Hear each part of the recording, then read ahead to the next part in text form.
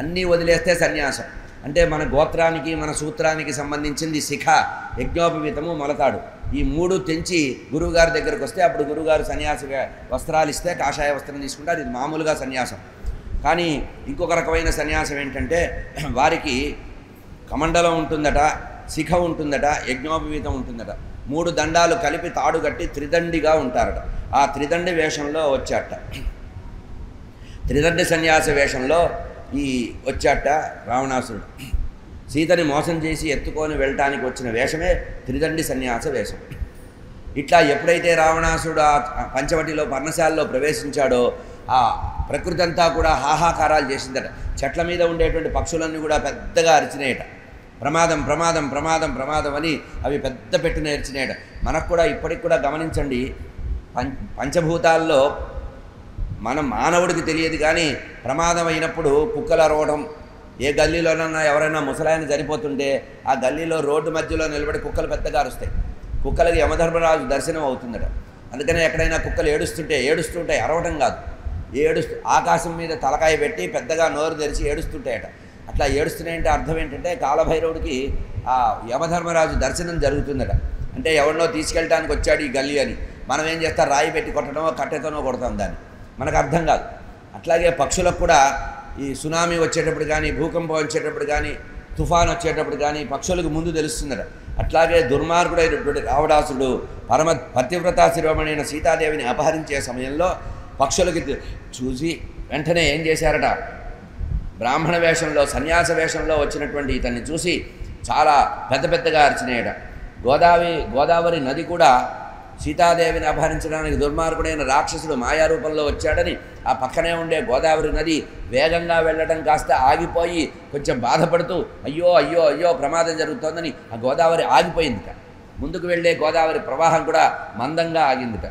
ఇట్లా యతివేషంలో సీతాదేవిని చూసి వచ్చాట. భవతీ భిక్షాందేహి అని అడిగాడు. అమ్మా నాకు ఆకలి అవుతోంది, అన్నం పెట్టమన్నాడు.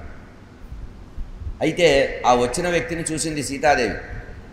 బ్రాహ్మణస్య అతిథిశ్చైవ అనుక్తో హి శపేతమ ఇది ధ్యాత్వా ముహూర్తంతో సీతావచనం అబ్రవీత్.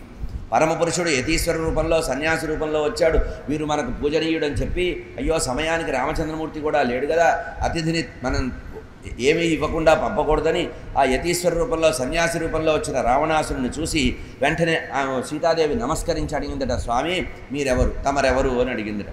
అప్పుడు వాడు చెప్తున్నాడు, దుహితా జనక అంటే అప్పుడు నువ్వెవరు అని అడిగితే కాదు నువ్వెవరు అన్నట్ట రావణాసురుడు. అప్పుడు అమ్మవారు చెప్పిందట, ఎందుకంటే వచ్చినవాడు పరమ ధర్మాత్ముడైనటువంటి సన్యాసి కనుక ఆ ధర్మాత్ముడైన సన్యాసి అని చెప్పి కాషాయ బట్టలు కట్టుకున్నటువంటి గౌరవంగా అనుకొని ఉన్నమాట చెప్పేసింది. దుహితా జనకస్యాహం మైథిలస్య మహాత్మన సీతానామ్నీ సభద్రంతే రామస్య మహిషీ ప్రియ. అయ్యా నేను జనక మహారాజు యొక్క మిథిలా నగరాన్ని పరిపాలించేటువంటి జనక మహారాజు యొక్క కుమార్తెని, నన్ను సీత అని పిలుస్తారు. నా భర్త రామస్య మహిషి, రామచంద్రమూర్తి యొక్క భార్యని నేను. ఉషిత్వా ద్వాదశాసమాహ, పెళ్ళయిన తర్వాత 12 సంవత్సరాలు అఖండమైనటువంటి స్వర్గభోగాలన్నీ కూడా అయోధ్యానగరంలో ఇక్ష్వాకూణాం నివేశనే. అయోధ్యానగరంలో 12 సంవత్సరాలు వివాహం అయిన తర్వాత స్వర్గ సుఖాలన్నీ అనుభవించి నేను భజతాం మానవులు ఎంత సుఖాన్ని అనుభవించాలో, ఈ భూమి మీద మనుషులు ఎంత సుఖాన్ని అనుభవిస్తారో అంతా కూడా దివ్యమైన భోగాలు అనుభవించి సర్వకామ సమృద్ధిని చాలా తృప్తి చెంది నా భర్త ద్వారా గృహస్థాశ్రమంలో తృప్తి చెంది తత్త్రయోదశ వర్షే, ఆ తర్వాత 13 సంవత్సరాల క్రితం మా పిన్నత్తగారైనటువంటి కైకేయి కారణంగా ఆమె యొక్క కోరిక ప్రకారం వనవాసానికి 14 సంవత్సరాలకి ఇక్కడ రావడం జరిగింది. యథార్థంగా ఉన్నట్టుగా అమాయకురాలుగా ఆ మాయా వేషంలో ఉన్నటువంటి రావణాసుడికి చెప్పేసింది. దశరథ మహారాజు మా భర్తకి యవరాజ్య పట్టాభిషేకం చేద్దామని నిర్ణయించుకుంటే ఆ సవితి తల్లి ఏం చేసింది, కోరింది వనవాసం, వరంగా కోరితే అందుకని 13 సంవత్సరాల క్రితం మేము వచ్చాం, 14 సంవత్సరాలు ఈ అరణ్యంలో ఉంటాము అని చెప్పింది. అని మమ భర్త మహాతేజ, నా భర్త చాలా తేజోవంతుడు బలవంతుడు అని భర్త గురించి చెప్పింది. అప్పటికి రామచంద్రమూర్తి వయసు ఎంత, సీతాపహరణ సమయంలో 41 సంవత్సరాలు. అంటే అర్థం ఏంటి, వివాహం విశ్వామిత్ర యాగ సంరక్షణ అప్పుడు 16 సంవత్సరాలు. ఆ తర్వాత వివాహం చేసుకొని వస్తే 16కి 12 సంవత్సరాలు వాళ్ళు కుటుంబంతో అయోధ్యలో గడిపారు. 16 + 12 28. 28 తర్వాత 13 సంవత్సరాలు అరణ్యవాసం అయింది. అంటే ఇప్పుడు ఏమిటి 28 + 13 41 సంవత్సరాలు. అంటే రామచంద్రమూర్తికి ఇప్పుడు 41 సంవత్సరాలు అనమాట. ఆ సమయంలో సీతాపహరణ జరిగింది. ఈ విధంగా వెంటనే ఆమె అడిగింది, నాయన మీరెవరు? పెద్ద సన్యాసిగా యతీశ్వరులుగా ఉన్నారు, మీరెవరంటే ఈమె యథార్థంగా చెప్పిందిగా. ఇప్పుడు ఈమె పాపం అమాయకురాలాగా కనపడింది ఆయనకి. వెంటనే తాను కూడా యథార్థంగా చెప్తున్నాడు. ఏమంటున్నాడు? కథం వైశ్రవణం దేవ సర్వభూత నమస్కృతం. అయితే నేను రావణాసురుణ్ణి, వైశ్రవణి యొక్క కుమారుణ్ణి అని వాడు చాలా గొప్పలు చెప్పాడు. వెంటనే అమ్మవారు అందుట, వీడేమన్నాడు? వచ్చి నీ అందాన్ని చూసి మోహించి మోహం కలిగి నేను ఈ సన్యాసి వేషంలో వచ్చా, నువ్వు చాలా అందగత్తెవని, లోకలోకాంతరాల్లో నీ కీర్తి చాలా గొప్పగా ఉందని, నిన్ను అపహరించాలని నేను వచ్చాను. నేను రావణాసురుని వైశ్రవణుడి యొక్క తమ్ముణ్ణి, అంటే కుబేరుడి యొక్క తమ్ముణ్ణి అనేటప్పటికీ సీతాదేవి, దుర్మార్గుడా, కాషాయ వేషంలో సన్యాసి రూపంలో పవిత్రమైన రూపంలో నువ్వు ఇట్లా మారు వేషంలో వస్తావా? కథం వైశ్రవణం దేవం సర్వభూత నమస్కృతం. మహాధర్మాత్ముడైనటువంటి లోకంలో అందరూ చేతులెత్తి నమస్కరించేటువంటి కుబేరుడి సోదరుడని చెప్పుకోవడానికి సిగ్గులేదు నీకు? మహాధర్మాత్ముడు శివభక్తుడైనటువంటి ఆ కైలాస పర్వతానికి కిందగా ఉండేటువంటి అలకాపురిలో నివసించేటువంటి ఆ వైశ్వరుని సోదరుడని చెప్పుకుంటున్నావా?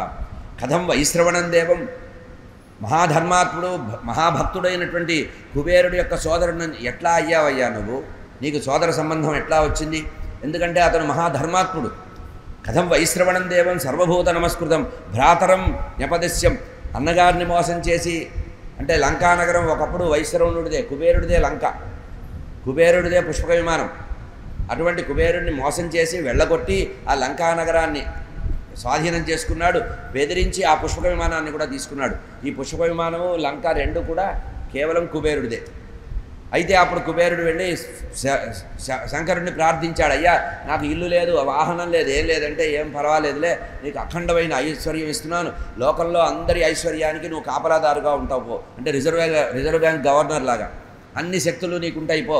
అయినా నువ్వు నాకు ప్రాణమిత్రుడివి, బాగా స్నేహితుడివి కనుక నువ్వు ఎక్కడో దూరంగా ఉండొద్దు, నా కైలాస పర్వంలో కింద ఉండు, ఎప్పుడైనా పిలిస్తే వెంటనే రావడానికి వీలుగా దగ్గరలో ఉండు అని ఈ విధంగా కుబేరుడికి వరం ఇచ్చాట. అటువంటి మహాధర్మాత్ముడైనటువంటి శివభక్తుడైనటువంటి ఆ వైశ్వరుడి సోదరుడు అయి ఉండి ఇట్లా పరభార్యని అపహరించడానికి కామమోహితుడివై ఈ విధంగా మారువేషంలో ధర్మాత్ములు చేతులెత్తి నమస్కరించదగినటువంటి సన్యాసి వేషంలో వచ్చావు, నీకు సిగ్గు లేదా అని అడిగింది సీతాదేవి.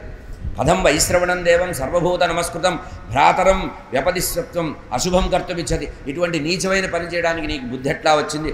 అవశ్యం వినశ్యంతి, కనుక నువ్వు వెంటనే నాశనం అవుతావంది.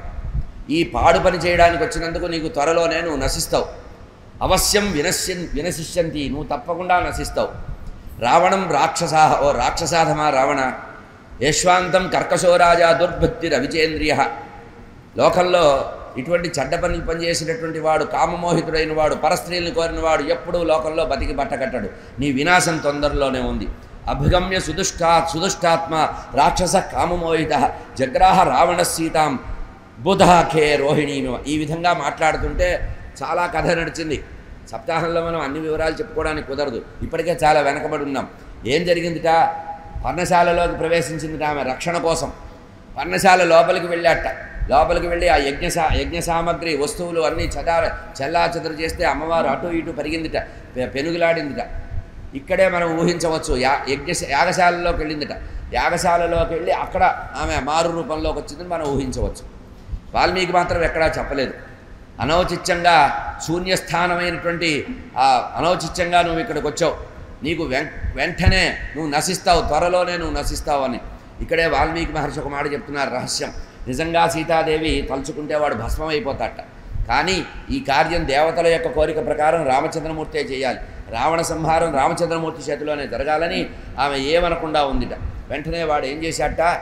ఎడమ చేతితో ఆమె యొక్క శిరస్సు పట్టుకున్నట్ట, కుడి చేతితో ఆమె యొక్క పృష్ఠభాగాన్ని పట్టుకున్నాడు అనిపిస్తుంది, కానీ ఇక్కడ పట్టుకోలేదని స్పష్టంగా ఉంది. ఛాయాగ్రహణ చేశాట. రాక్షసులకి ఛాయాగ్రహణ మాయ ఉంటుంది కదా, ఆమె యొక్క నీడని పట్టుకున్నట్ట, జలస్తంభనం చేసినట్టుగా. ఇప్పుడు మనకి సుందరకాండలో కూడా వస్తుంది, సింహిక మొదలైనటువంటి వాళ్ళు నీళ్లల్లో పట్టినటువంటి వాళ్ళని చూస్తాం మనం. అట్లాగే సీతాదేవి యొక్క ఛాయని పట్టుకున్నట్ట, నీడని పట్టుకున్నాడు.